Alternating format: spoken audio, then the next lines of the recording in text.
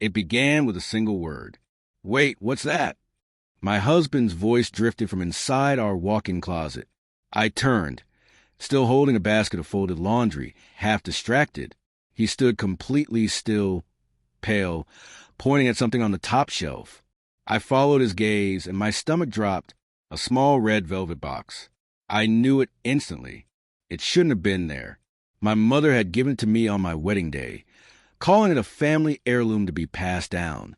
Inside had been my grandmother's necklace, delicate gold, engraved with initials faded by time. But that necklace shouldn't have existed anymore. I'd pawned it 3 months earlier to cover a loan I'd taken out for my parents. A loan they never knew about. I climbed up, took the box down, and opened it. The necklace lay inside, gleaming under the closet light. Perfect condition. Same engraving.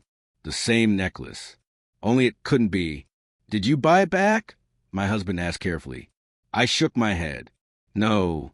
That night, I couldn't sleep. My thoughts circled endlessly, searching for logic where there was none. And then I remembered something my mother once said when I was young. Half a warning, half a promise. Some things are meant to stay in the family, no matter the cost. The next morning, I drove straight to my parents' house. My father was in the garden. My mother was in the kitchen, smiling as she poured tea, pretending everything was normal. "I found the necklace," I said. "The one I sold." She froze, then tried to laugh it off. "Oh, that? We had one just like it. You must be confused."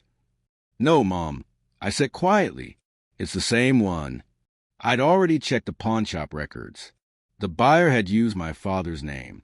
Her face lost all color. That's when I understood. When I got married, I trusted them with a portion of my inheritance. Sign it over so they could invest while my husband and I settled into our new life. They drained it instead, using my trust to pay their own debts. And when I sold the necklace to stay afloat, they bought it back, not out of love, but fear. Fear that I'd trace the trail of money and discover the truth. They thought the necklace was the only loose thread. They forgot I was the one who taught myself how to pull them. I didn't shout. I didn't cry.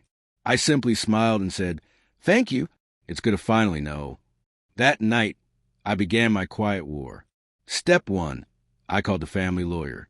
I still had power of attorney over one joint account. Within hours, I transferred the remaining balance into a private escrow. Legal, clean, untouchable. Step 2, I ordered a forensic audit of the trust they managed. The funds were far lower than they should have been.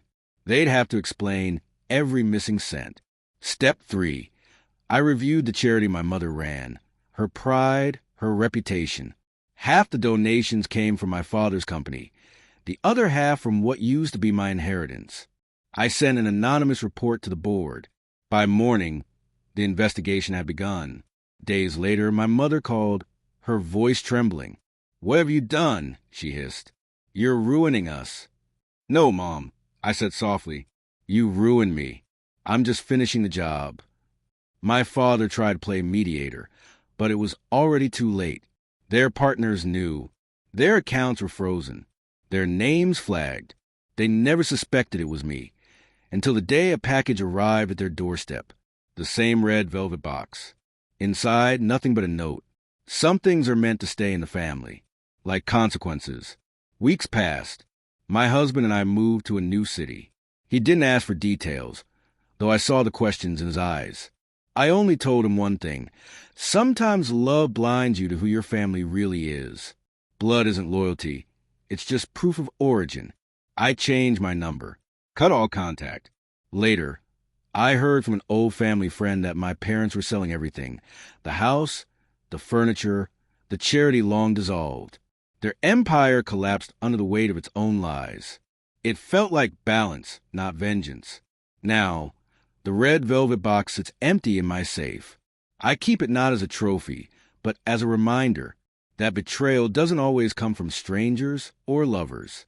Sometimes it comes from the very people who taught you the meaning of family, without ever understanding it themselves. And if they ever wonder why I disappeared, I hope they remember that day in the closet, the look on my husband's face, the shock on mine, and the truth waiting quietly on that high shelf, ready to be found.